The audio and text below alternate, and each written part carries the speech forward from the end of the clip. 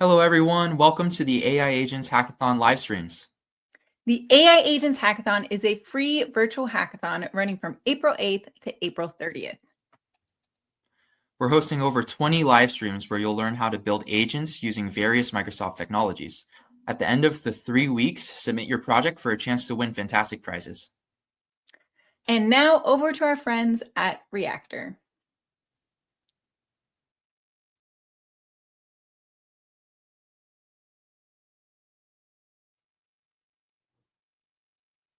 Hi, everyone. Thanks for joining us for the AI Agent Hack. Before we start, I do have some quick housekeeping. Please take a moment to review our code of conduct. We seek to provide a respectful environment for both our audience and presenters. While we absolutely encourage engagement in the chat, we ask that you please be mindful of your commentary, remain professional and on topic. Keep an eye on that chat. We'll be dropping helpful links and checking for questions for our presenters to answer live. Our session is recorded. It will be available to view on demand within 24 to 48 hours. With that, I'd love to turn it over to our speakers for today. Thanks for joining.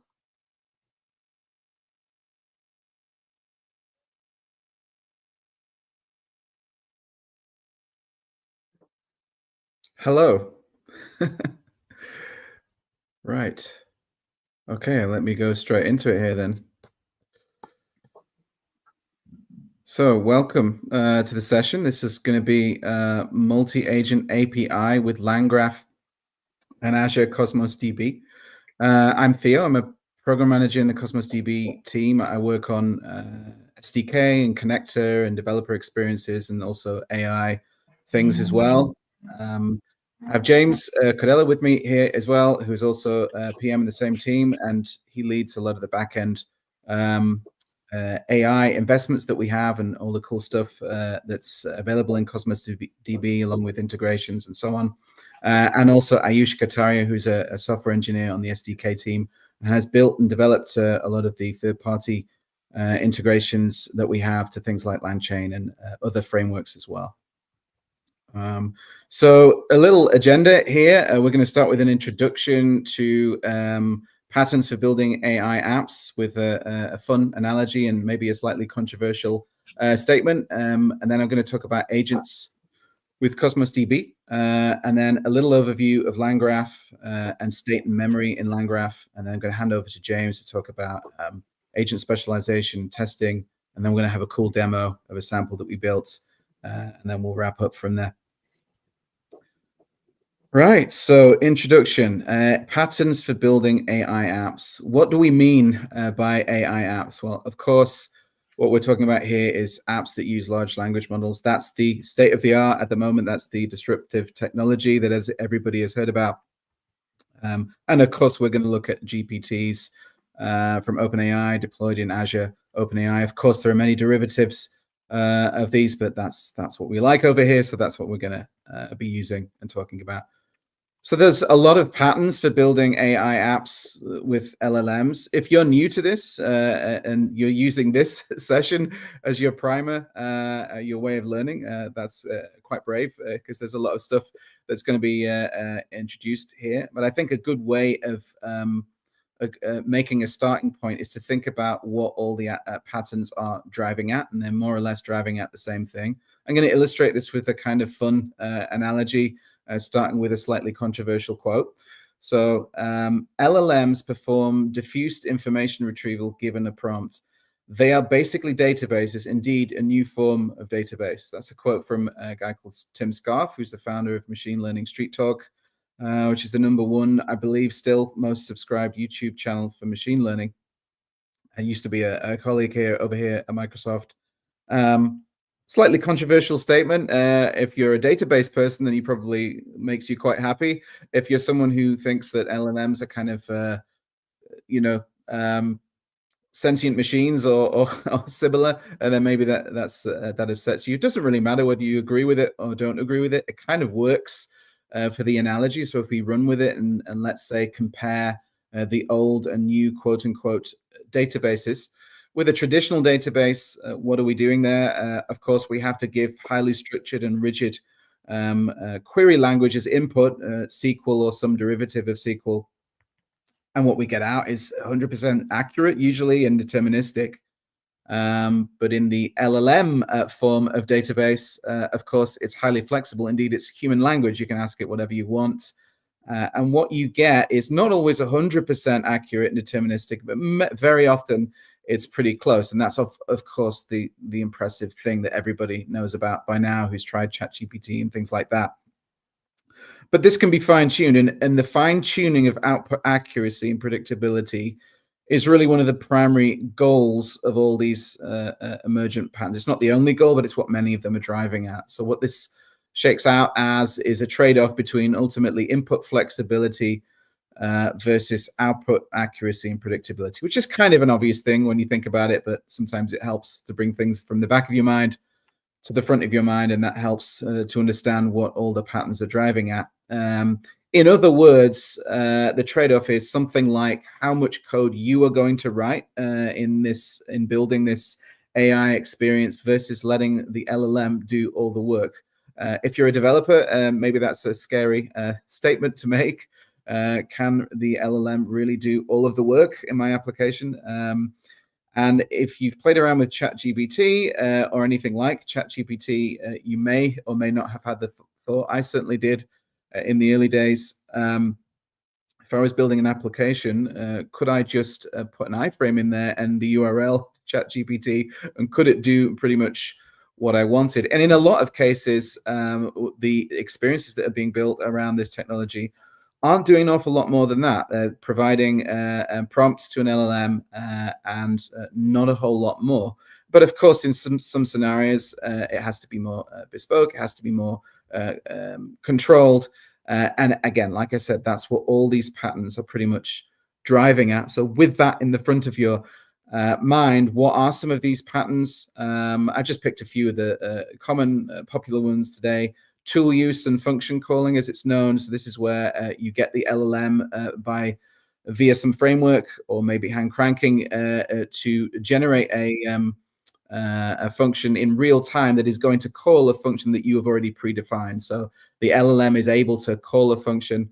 And of course, bearing in mind what I just said, the goal here is obvious. You have predefined a function, so the behavior of that function is deterministic, it's predictable, it's appropriate. As long as the LLM can grab the input parameters and call that function, then you know what you're going to get. RAG, retrieval-augmented generation, more on this later. I like to call this spoon feeding the LLM. So instead of allowing the LLM to scan its entire training data set for the answer, you are doing the search and retrieval yourself and passing the outputs to the LLM to form a response. So again, in the name of making things more accurate, more predictable, more appropriate, and so on. And then you have things like context augmented generation, which is just a fancy way of saying chat memory, multi-agent systems, which are going to cover more, chain of thought prompting, and many, many other patterns as well. But all of these are kind of different dials and levers trying to do the same thing, which is give you more deterministic, more accurate, more appropriate responses for a given scenario. And that's really why these patterns are different, but they're all, for the most part, driving the same thing. So what about agents and Cosmos DB? What do we mean by agents? What is an agent? A couple of definitions here. Personally, I like the LangGraph definition. Very similar. It's very simple and straight to the point. An agent is a system that uses an LLM to decide the control flow of an application. Very, very straight to the point. What we mean here is by system, it could be an instance or a class or some way of encapsulating calls, repeated calls, let's say, to an LLM, where the agent is defining what that LLM can do via prompts or via some circumscribed tools that it can call and so on. That would be what we define as the agent.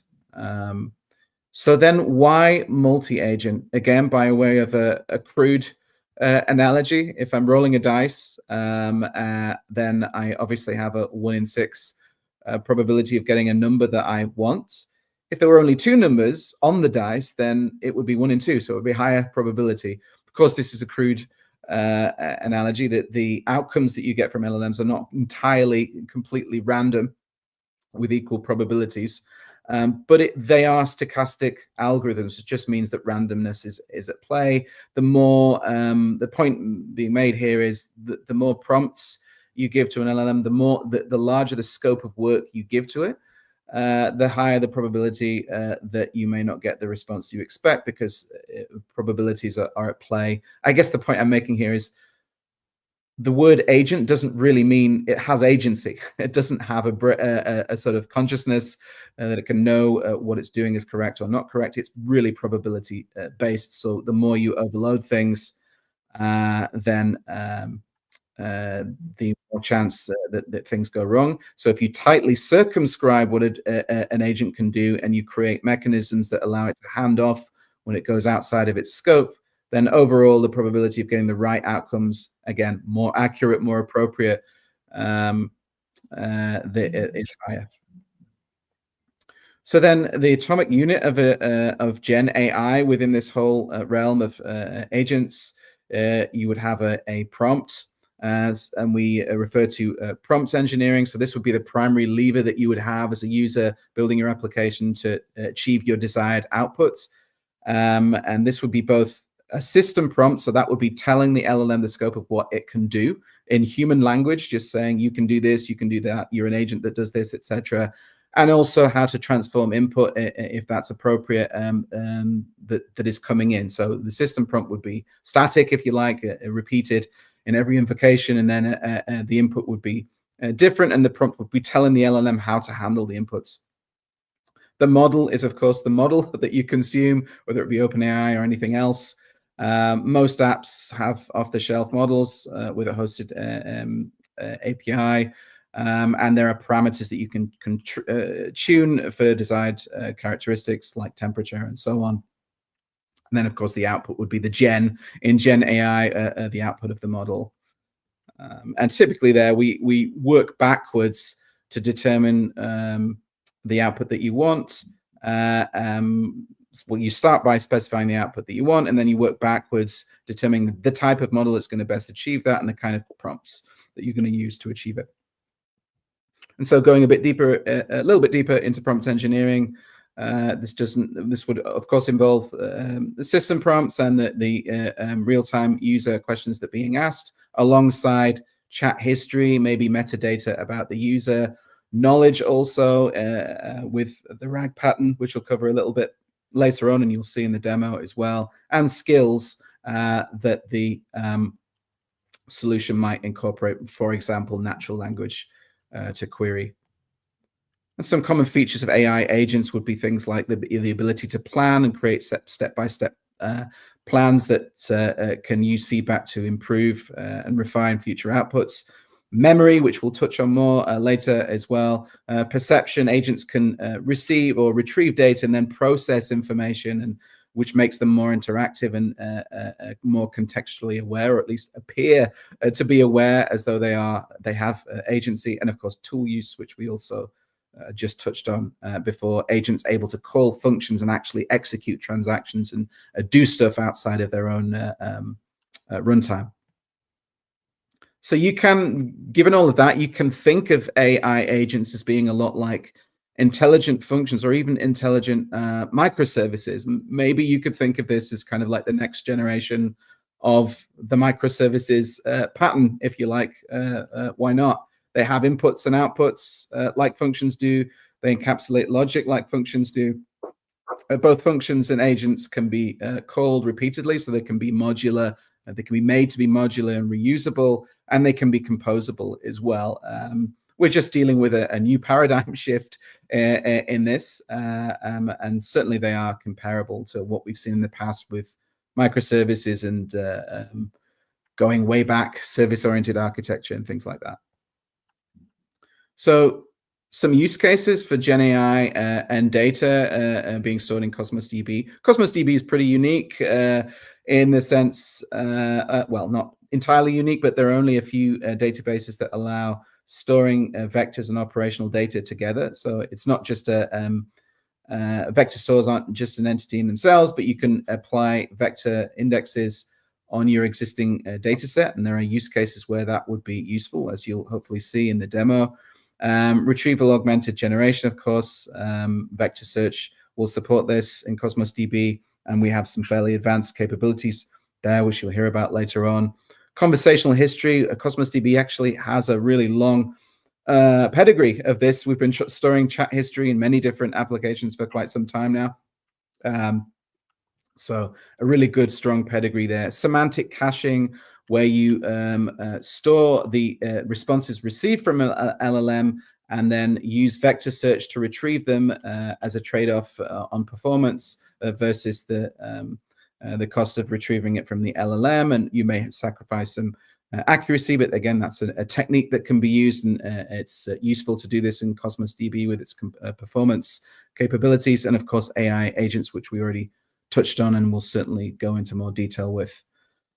So retrieval augmented generation, maybe you've heard about this, maybe you already know it, maybe not. If you're new to it, I'll keep it as simple as I can. So what's going on here is typically, if you want some data to be used, if you want to be able to spoon feed, as I said, the LLM, the data to be used in forming its response, you would typically take some data, you would divide it into chunks of documents, you would embed the data by transforming it into a numerical representation, that is arrays of floating point numbers, and store that in a vector store.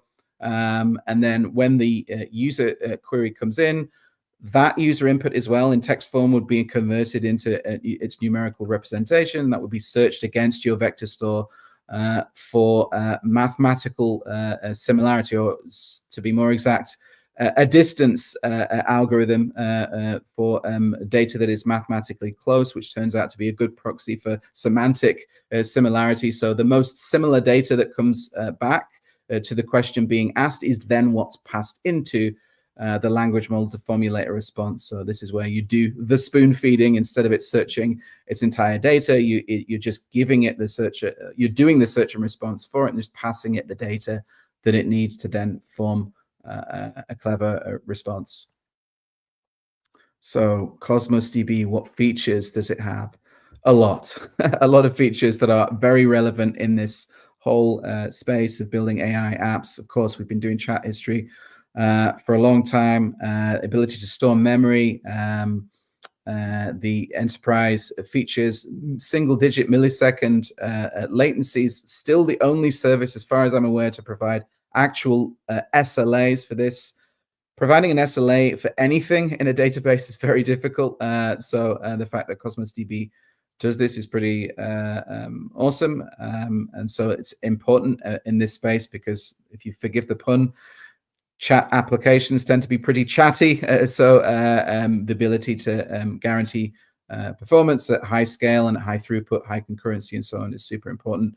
Of course, I already mentioned you can have transactional and operational data along with your vectors stored in the same place, which is useful in a number of scenarios. Of course, we have serverless, auto-scale, schema-free. I think this is very important in the LLM-enabled world. In the past, if you've been skeptical about schemaless databases and the problems this can create with, breaking applications or breaking schema, and, there's always a schema somewhere. Of course, LLMs are going to be much better at interpolating dynamic changes to schema as they occur. So schema-free or schemaless databases are definitely going to be winning in this scenario. Of course, we have built-in multi-tenancy, multiple consistency models, and so on. So there's a lot of features that really work well in this space. So a little introduction to LangGraph. By no means are we the world's authority on LangGraph, but we've certainly been playing around with it and having a good look at what it can do with Cosmos DB. It's a pretty intuitive open source framework for building multi-agent AI workflows and orchestrations. It does simplify integrating models like many of these frameworks do. There is multi-agent orchestration built into LangGraph. Indeed, that's one of its major goals. Key features would be agent routing. Checkpointing is very advanced. Of course, it has integrated tool calling, as many similar frameworks do.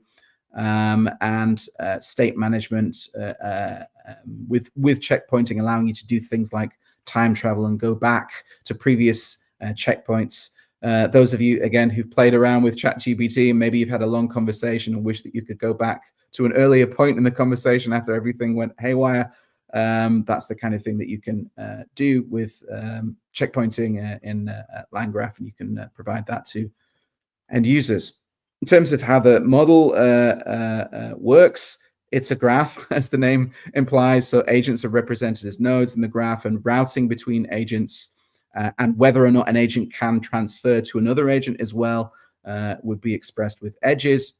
If you're familiar with graphs, that will be understandable to you. But even if you're not familiar with graphs, it's fairly intuitive to get into once you start working with it. And of course, tool functions. There's tool calling, function calling capability as well. A couple of popular agentic architectures, not the only ones, but the most obvious ones. Of course, single agent. Don't want to imply that multi-agent is the only approach in scenarios where there is only a circumscribed set of tasks that you want to do. Of course, it's perfectly fine to have a single agent with a single prompts and a circumscribed set of tools that it can call. But as we've seen, a multi-agent can be very useful. Typically, the pattern is to have a supervisor that is able to route to other agents, and every initial invocation will go to that supervisor or router that will then route to other agents as appropriate for the tasks that need to be carried out. So the architecture of this sample that you're going to see demoed is the supervisor pattern. Everything comes through the coordinator agent. One slight slant or tweak that we've taken from what is often the typical approach which is that the coordinator uses the LLM to route in every turn in the conversation, regardless of whether an agent has been spoken to previously or not. The approach we've taken here is to store the active agent in Cosmos DB, and then if that agent spoke to the user last, then it deterministically routes back to that agent, and then transfer will only happen using the LLM if that agent can't deal with the task that it's being asked to deal with. And this is an example. Again, remember I was saying earlier on, it's going to be a trade-off between how much code you write and how much you let the LLM do everything. In this case, we wanted to be a bit more deterministic about routing back to a specific agent. If we think that that agent is going to be dealing with lots of questions from the user, we don't want to be relying on the LLM to always be doing the routing, because that's a non-deterministic action. If we can make it deterministic and it's relatively cheap to do so, then that might be worth it. And you'll find that these are the kind of trade-offs that you might have to think about in various different scenarios as you're building these experiences. So state and memory, quite a rich topic. Haven't covered it in its entirety by any means. So state is distinct from memory. The easiest way to describe this would be with memory, we're really talking about the interactions between user and agent, or indeed between agent and agent if it's an autonomous agent scenario with agents collaborating with each other. But in the typical case, it would be a user talking to an AI agent, and the memory of those interactions will be retrieved either in short term or long term over a long period of time, retrieving that and passing that in its context. With state, we mean everything else, including chat interactions in between, including computations that might have happened in between, tool calls that might have happened in between, other metadata states that might be being stored. In other words, the entire state of your application that is always also being used in LangGraphs. Strange sound effects going on there. Don't know if that was me or not. So yeah, that state refers to everything basically that's going on in your entire application, which all can be used by the LLM to handle processing. So we've got a little graphic here of how persistence is handled in LangGraph. So you will start with nodes interacting with each other, agents interacting with each other, the control flow of nodes, and routing via edges. Each sequential node is a separate superstep. Parallel nodes can share the same superstep. State and relative metadata is packaged at every superstep. each agent, as represented as a node, is effectively a state machine in LangGraph, so it stores all the state of all interactions repeated across different nodes. So you can imagine there's quite a lot of data that could be stored. Each individual thread would be a collection of checkpoints. So the checkpoints would be stored for each thread. These are configurable things. So if you didn't want to store that much checkpoints, and you didn't want it to be as granular, that can be configurable. And there's, of course, snapshots that are stored of each checkpoint, and that this gives you the ability to do things like time travel or go back and regress to a certain state and so on. By no means have we explored all of this in the sample, but ultimately you do the experience that is in the application is getting the benefit of the full rich state that's being persisted over the long term in Cosmos DB as we're storing the data there and not just in memory. And yeah, there's a glossary, big glossary of things. In the interest of time, I think I'll probably move on to the next slide and hand over to James to go into agent specialization and some of the cool stuff that can be leveraged in Cosmos DB in this space. Take it away, James. Great. Thanks, Theo. Yeah, so let's talk a little bit about specializing your agents, right? So a multi-agent application has multiple agents, and each agent is targeted or focused on maybe doing specific tasks or specific operations. And you do this for multiple reasons, as Theo was alluding to, right? You want to help control or focus your entire application to perform the desired behaviors. It also helps bring determinism into your application as well, right? So if you have one LLM with one set of prompts or one set of instructions trying to do everything, it could probably more easily go off the rails, and you could get some undesired behavior from that. But if you're using multiple LLMs or multiple prompts or toolkits or other sort of resources available, and you're sort of splitting the duties of all of your agents, well, then you can get, you're much more likely to get the desired behavior out of a multi-agent system that you're looking for. So the first part of this is prompts, right? So prompts are essentially instructions for your agent. As Theo mentioned, like lots of things can go into the prompt, right? But we're going to take a look at what we're calling system instructions or system prompts, right? So it's basically a set of instructions or directives to help guide your large language model to behave in the way that's desired for your application. Helps the agent understand context and determine the appropriate actions to take, right?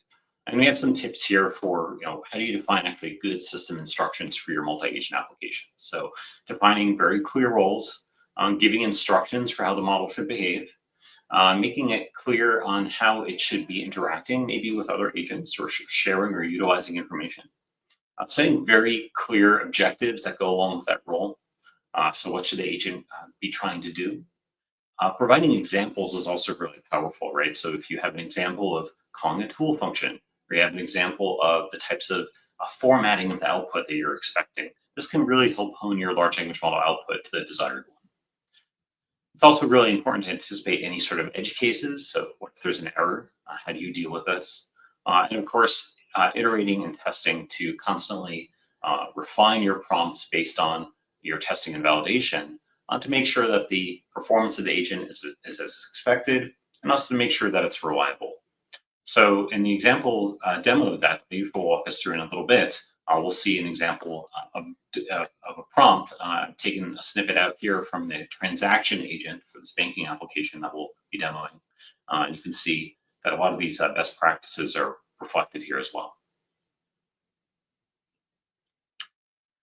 Okay, so tool calling. So in LangGraph, tools are basically a really easy way to map functions to something that the agent can call or invoke, right?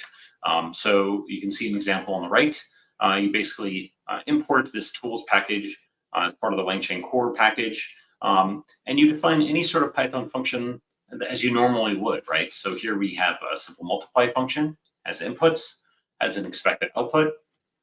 And then you just assign this the a tool decorator. So that way it's easy for LangGraph to pick up on this is the tool that's available for your agents to use. The next part is on routing. So routing directs the flow of information, interactions, and tool usage in your multi-agent application. So on the right-hand side, we see a really simple diagram of maybe you would start your application by first interacting with agent A. And then based on the interaction with agent A, it may take a specific action. Maybe it'll take action that leads to a decision point, and that decision point either invokes agent B or can invoke a tool, and then the information from the tool is passed back to agent A, right? So routing really controls the flow of your application. In a LangGraph, this is represented by a graph, as Theo was showing a few minutes ago. So one type of tool is a tool for knowledge retrieval, right? So in a simple chatbot application, in the architecture that Theo had showed previously, we use a special focus type of tool, vector search or semantic search, to find the most relevant data in a database and bring it to our application to personalize or make the large language model very contextually relevant to the question. So we'll be walking through how you can do this in Cosmos DB in multiple different ways. And we'll start off by talking about vector search in Cosmos DB. Now, vector search in Cosmos DB is powered by a special type of vector indexing algorithm that enables fast, low latency, cost-effective vector search at any scale. At Microsoft Research, they developed an algorithm called DiskANN. And DiskANN is the algorithm that powers vector search in numerous Microsoft products, including Bing Multimedia Search, SharePoint, Windows 11, and more. The secret to Microsoft DiskANN ability to handle large vector search workloads at scale and cost effectively is that it deals with both RAM and high-speed SSDs to store and manage the vector index. Most vector databases today rely on an in-memory vector index. So as the vector index grows, as your data size grows, either your metadata or the number of vectors that you have, that vector index data structure needs to be kept in RAM. And RAM, as we all know, is very expensive, especially compared to the price of high-speed SSDs. It can be 100 times more expensive or more. So maintaining a large vector index for a large data size in RAM is very costly. In Azure Cosmos DB, when you insert vectors into the database, we use the DiskANN index to first compress the vectors, and these compressed representations of vectors are kept in RAM for fast access to the vector store. The uncompressed vectors are then used to create a full fidelity graph using the DiskANN graph construction and graph pruning algorithms. This ensures that the graph that gets constructed is done so in a way that makes search really fast and easily converge on the most relevant vectors in your database.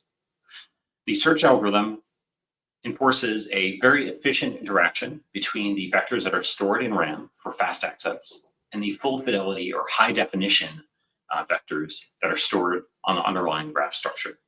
So what does this mean? It means that you can take advantage of Cosmos DB's near infinite scale-out architecture and do low latency vector search that's robust to data changes at scale, and it's incredibly cost efficient because we're passing the savings of leveraging our high-speed SSDs onto the search costs themselves. So let's take a look at some numbers. Imagine that you've inserted 10 million vectors into an Azure Cosmos DB for NoSQL database, and we'll use the serverless model here. We're also going to imagine that we're going to perform 1 million vector searches on this data. So we have several operations that will incur costs in Cosmos DB that inserts the vector data, storing the vector data, and then searching the vector data. We can see the cost per unit for Cosmos DB serverless. And doing the math, we can see that it's very cost effective, right? Inserting the vectors is probably the most costly thing, but storing and search is actually really cheap in Cosmos DB, right? So once you've inserted the data, it comes down to $38 per month using Azure Cosmos DB for NoSQL serverless deployed in US regions to store 10 million vectors and do 1 million vector searches per month. That's amazing value, especially with all the value-added features that Theo had mentioned as well around enterprise readiness, like our high availability or 5 nines of availability, and our low latency transactional operations as well. So really great value that you can realize in Azure Cosmos DB. Now, this is great for powering all sorts of scenarios and multi-agent applications. And we're primarily here talking about vector search and knowledge retrieval, right? It's really easy to do vector search in Azure Cosmos DB. So first, I just define for my container where my vectors are in my documents. Remember, Cosmos DB is a NoSQL database, so the data items are essentially JSON documents. And I just tell the index, or I tell the query engine, hey, here's where I should look for my vectors, and here's some characteristics about my vectors. They're of this size. I want to do cosine similarity. And then I can choose a vector indexing policy. So here I'm going to choose to scan in. And then executing a vector search is really easy. We have a SQL-like query syntax that makes it really easy to write any sort of query in Cosmos DB. And I can do this, I can execute a vector search in the exact same way. Not only can I do this, but I can also add any where clause, a query filter to this as well for filtered vector search, which makes it really powerful to hone in on the exact data that I'm looking for. So if I want to search, say, for vectors that are only newer than the past week or two, I can easily do that with a where clause. Now, in addition to vector search, we've also been investing in full text search and full text indexing Azure Cosmos DB. So that's also very similar to conducting a full text search is very similar to doing it in doing a vector search. Right? So I can define a full text policy for my container. I can define an index or what properties on my JSON documents I want to index. And then I can just do some simple queries, right? So if I want to make sure that a text property of my document contains the word loan, I can do that here. If I want to make sure that a property contains multiple keywords, I can do that as well. And we also are offering full text scoring using the BM25 algorithm. So what this does is it looks at statistics of how often certain terms, like your search terms, like in this case, bicycle or mountain, looks at how often those terms appear in the documents themselves and across your entire data set. And when you do an order by for this full text score, it tries to rank the results in a word frequency order based on these statistics. So the documents that have your key terms appear most often and are most important will appear near the top of the order by clause results. And the items that are maybe less relevant appear near the bottom. So this is a really powerful way for doing a keyword and phrase-based search in Cosmos DB. And of course, you can combine the two in what's known as hybrid search. So you essentially take the semantic relevance from vector similarity score and then the term or text statistical relevance from full text scoring and combine the two. And this can often lead to more relevant search results than just vector similarity search or full text search alone. Here's an example query also down below for how to do this. And again, it's really easy to do. Okay, so we saw about vector search in Cosmos DB and how you can actually use vector and or full text and or hybrid search to do information retrieval on Cosmos DB for your multi-agent applications. Let's talk a little bit about an important part, which is monitoring and validation of your multi-agent application. So there's multiple ways to test your multi-agent application. This is not an exhaustive list, to be short, but you want to make sure that you're doing some thorough testing to ensure that the large language model is functioning as expected, that it's performing in a safe and responsible way, and also, is cooperatively working across your set of various tasks that you want your application to perform. So part of this is you can do prompt evaluation, right? So you can use automated tools or even other large language models to adjust the quality of outputs from your agents or your entire system.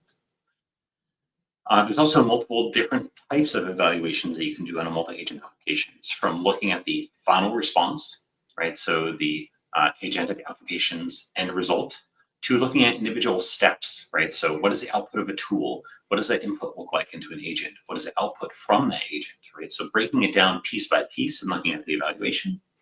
And then also planning out the trajectory, right? So if you're recording this history or memory or checkpointing, as Theo was talking about earlier, you can actually look at the trajectory or the steps that are taken by your application and ensure those steps are the ones that you intended it to take.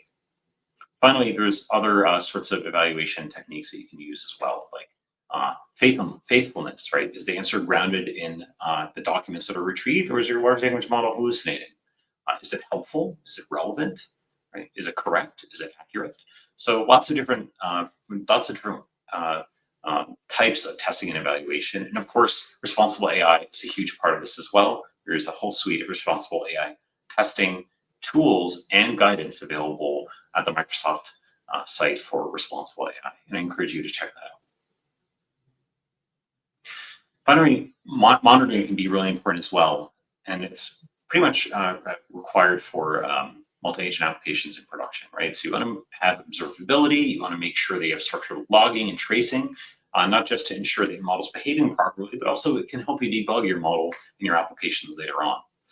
Metrics tracking, right? So KPIs, you want to make sure that your models are accurate, you want to make sure that they're performant with low latency, you want to make sure there's no sort of hiccups or throttling that's going on as well.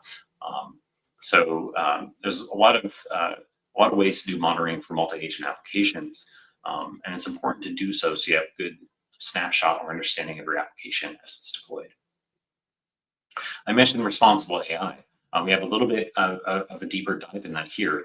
There's multiple different dimensions of responsibility when it comes to ensuring that your AI models, your AI applications are performing ethically, safely, and fairly. And amongst these multiple dimensions, there's some around harm and safety checks to detect and prevent maybe toxic, unsafe, or harmful topics or generations from your large language model. You can do testing or auditing for bias and fairness. There's transparency and explainability, right? You want to make sure that your agents are behaving in a way that decision makers can validate the output or the decisions that are made. It's also ethical and policy considerations, and of course, a suite of tools that are available from Microsoft for doing responsible AI testing. All right, so you've heard a lot about agents, you've learned a lot about architecture and some of the great capabilities that we have. Let's dive right into the code, and Ayush is going to take it away and show you this awesome example that we've built. Ayush?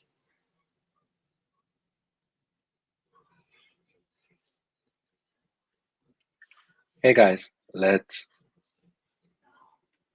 so as you guys have already seen the architecture of our multi-agent app, so we have a coordinator agent, and that coordinator agent is like routing the requests to a sales agent, a transactions agent, and a customer support agent in our multi-agent banking app. So let me just go over some of the code, and then we can see how the whole multi-agent thing works. So using the LangGraph framework, we are creating like this create React agent method that is creating a coordinator agent. And similarly, we are creating a customer support agent and a transactions agent and a sales agent. So for all these agents, you can create some tools that the agent can rely on when it's actually when a user query is actually used to call that particular agent. So if we go to the coordinator agent, it is using 3 different tools called create agent transfer. So the coordinator agent can create an agent transfer to the customer support agent, the transactions agent, or the sales agent. And similarly, if we go down to the customer support agent as the architecture was shown in the PDF, it can get you the branch location, or it can do some type of service request required from that particular support agent. If you go down to the transactions agent, it can get you the bank balance. It can transfer up some amount in like in couple of accounts. It can get you the transaction history if you specify like some particular dates that you want the transaction history for. Then if you go down to the sales agent, it has its own set of tools. That is, it can calculate your monthly payment. It can create an account, a new account for you.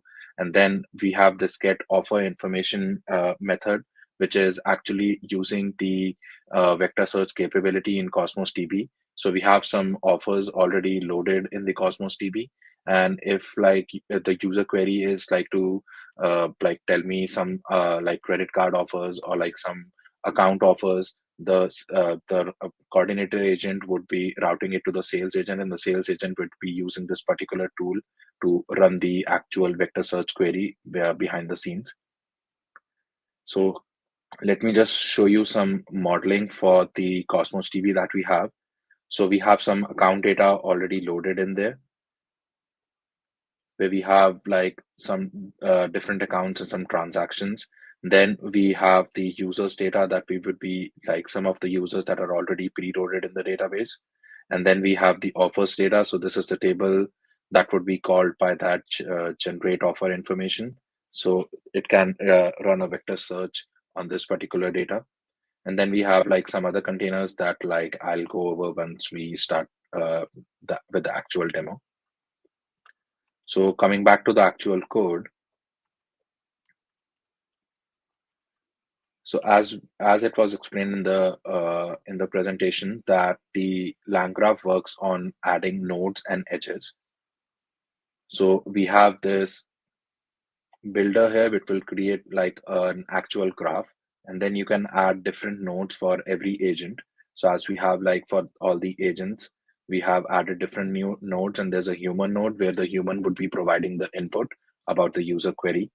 And then you are creating an edge that is the start edge, and the end is the coordinator agent, and the coordinator agent can then effectively route to which other next agent it needs to route based on the intent of the user query. And we are also using checkpointing from LangGraph. So this checkpointing, we are actually saving the state of a particular, like, so checkpointing is just like you are creating a snapshot of that particular state, and it's actually using Cosmos DB behind the scenes to store that particular state. So if later you want to restart your multi-agent app based on some previous state, you can use checkpointing, and you can use the checkpointing ID, and you can load that your multi-agent graph from that particular snapshot of that state.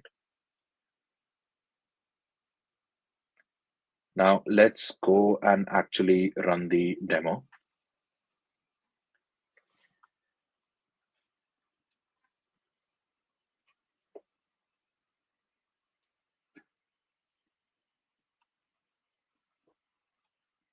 Yeah, sometimes it takes a couple of seconds.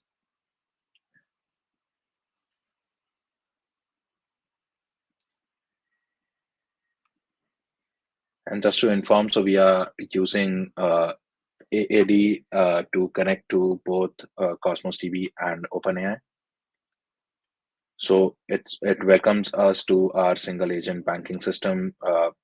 So let us ask it about some banking offers.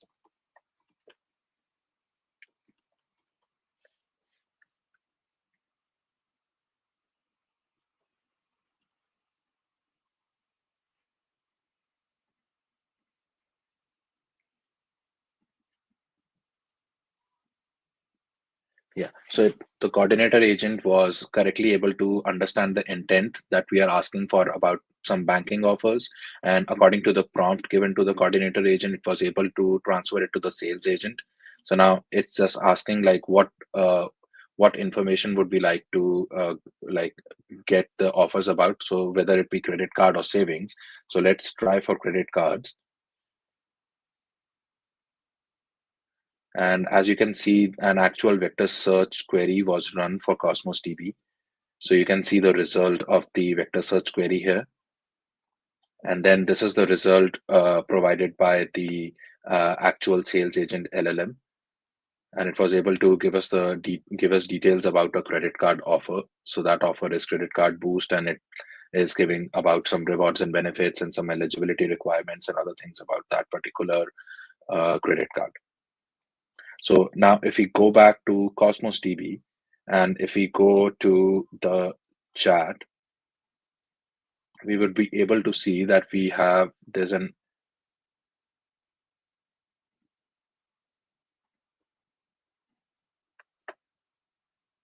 there's an entry there of the chat that we started. So we can see that the user ID and the tenant ID is Mark and Contoso. So if we go back to our application, we can see like the user ID has been set as Mark and Contoso. So if we go back, so we can see that a new chat was created. The active agent is the sales agent. If we go back to the terminal, we can see that the active agent that the chat was transferred to was the sales agent. So we are logging all that information, what is the active agent and everything else. So let's try and exit the app. And let's try starting a new one.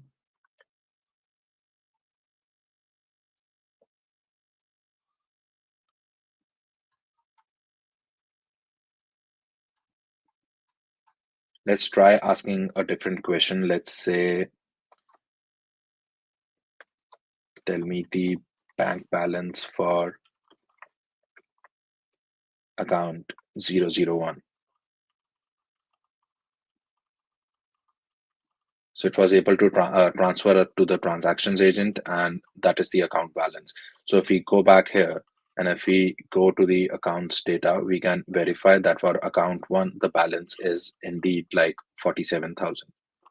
And if we come back again to our chats container, we would be able to see that a new chat has been created. And now the active agent, as you can see, is the transactions agent.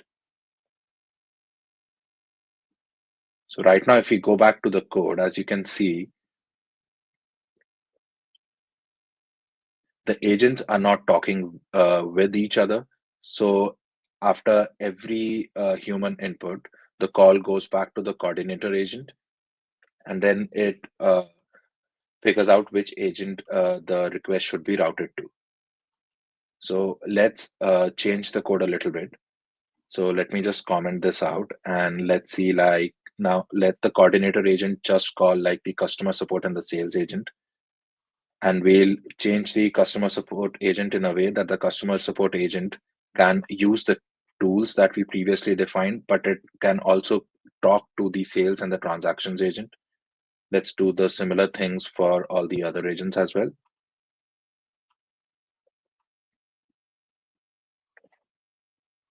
So now the transactions agent, with like calling its tool, it can also call the customer support agent. And then let's update this for the sales agent as well. And now the sales agent would be able to call the customer support and the transactions agent. So another thing that we would have to do is, so previously our prompts were prompts depended on the architecture that we had before. Now the agents are talking to each other, so we would have to update our prompts as well. So let's just update the prompts. So as you can see here, like for the previous prompt, it was like if the user is asking for a journal help, you can transfer to customer support. If it's asking for a bank loan or a new account or some banking offers, you can transfer to sales agent. And if it was asking about some account balance or making a transfer to the transactions agent. But now, as we have updated our coordinator agent tools, so now the coordinator agent can only transfer to the customer support or the sales agent.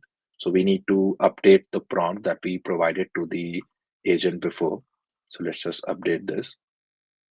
And similarly, we'll update the prompt for all the other agents as well so that they can perform correctly.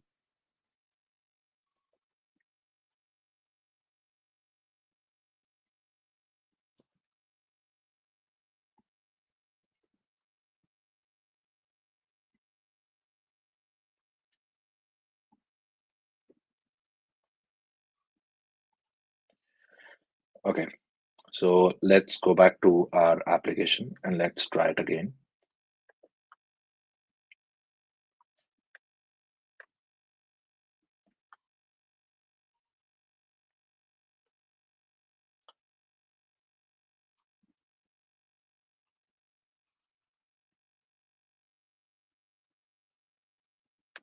So let's ask about the banking offers again.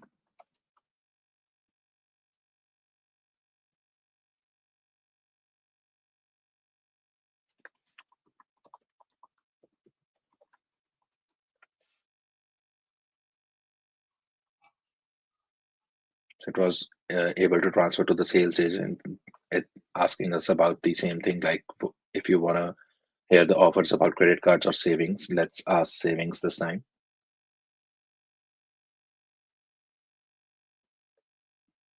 So again, it was able to respond. Now let's try to transfer some money from one account to another account right here. And let's see if the sales agent is able to talk to the transactions agent, as we have mentioned, as we have added that create agent transfer for sales agent to talk to the transactions agent. So let's see if that workflow is working.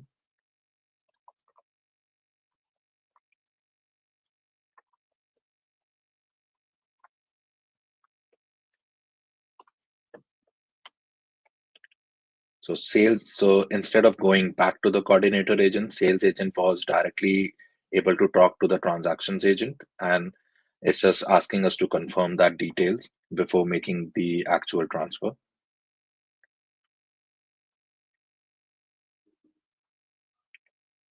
So the actual transfer was made. So if we go back here and check our accounts data, you would be able to see a transfer that was just made. So the credit amount was 500, which was made to the account 003. And if we see the previous transaction, that would be the transaction that was made from account 001, and the new account balance is now updated as 46,500. So let's go back to the code and let's talk about like how to monitor your multi-agent applications. So LangGraph has a monitoring tool called Langsmith. So it is really easy to use that particular monitoring tool. So you would be seeing that on all my agent definitions. I have this decorator as added as @traceable. So this decorator is provided by the Langsmith library. So you just need to add this decorator as @traceable, and Langsmith would be able to monitor and track your entire multi-agent application. So this by this run type, it is defining what type of function this is. So if we go down, you just need to add this decorator @traceable with the run type as LLM, because this is an actual, the agent is actually calling an LLM to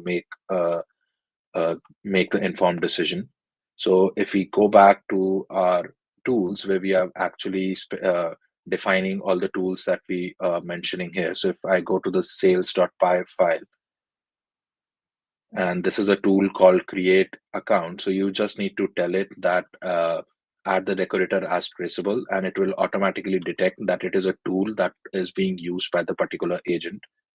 So if we see at this particular method, that's the get offer information.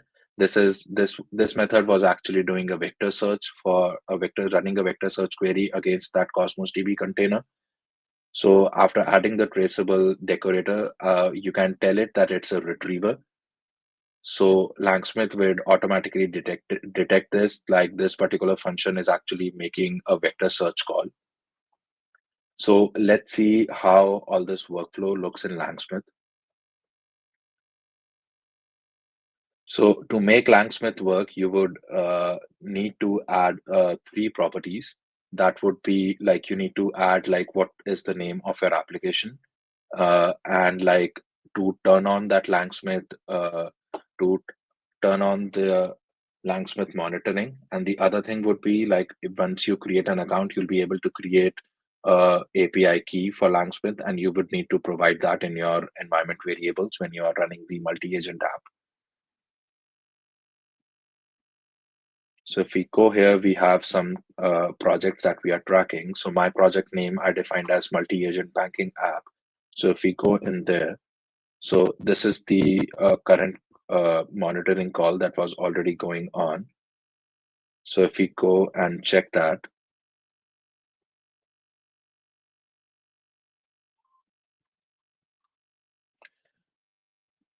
so this particular name, so we have our method name that was actually starting the whole graph. That method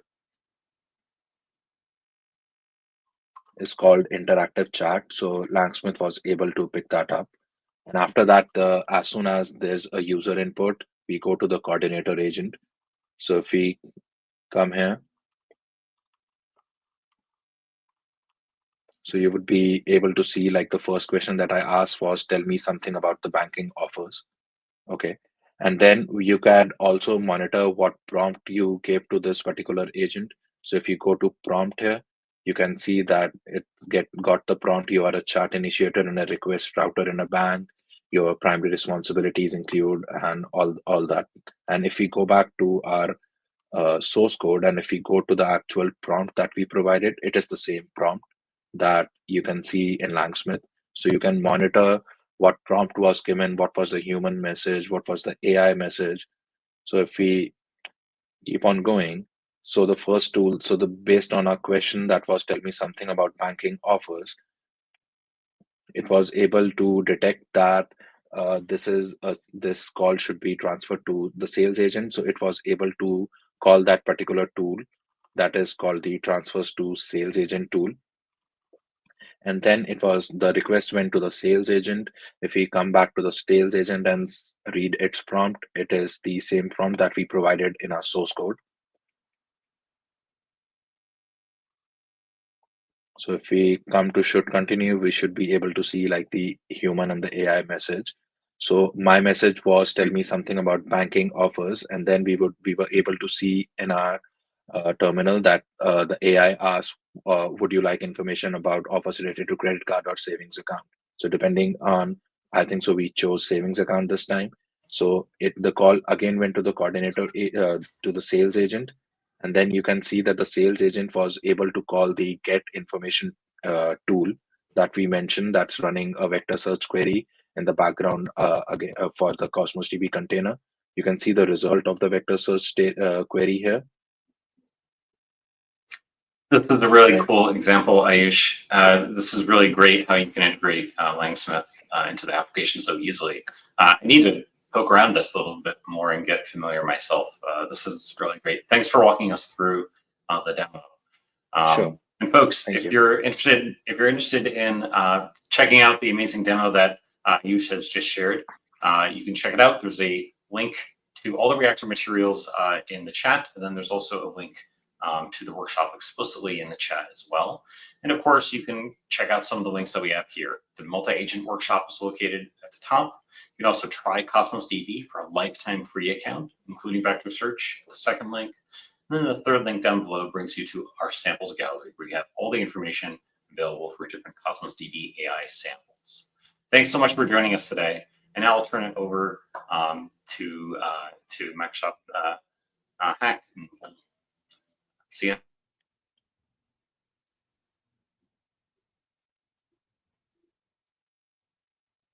Hi, everyone. Hope you enjoyed today's session. If you aren't registered for the AI Agents Hackathon yet, register now at aka.ms/agentshack and start hacking on the agent of your dreams. And if you have any questions along the way, just post in our GitHub discussion forum or attend our live office hours in Discord. And of course, make sure that you keep attending the live streams to keep learning about agents. Once your project is ready, submit it before April 30th at 11:59 p.m. PT to be eligible for our prizes. Thanks for joining.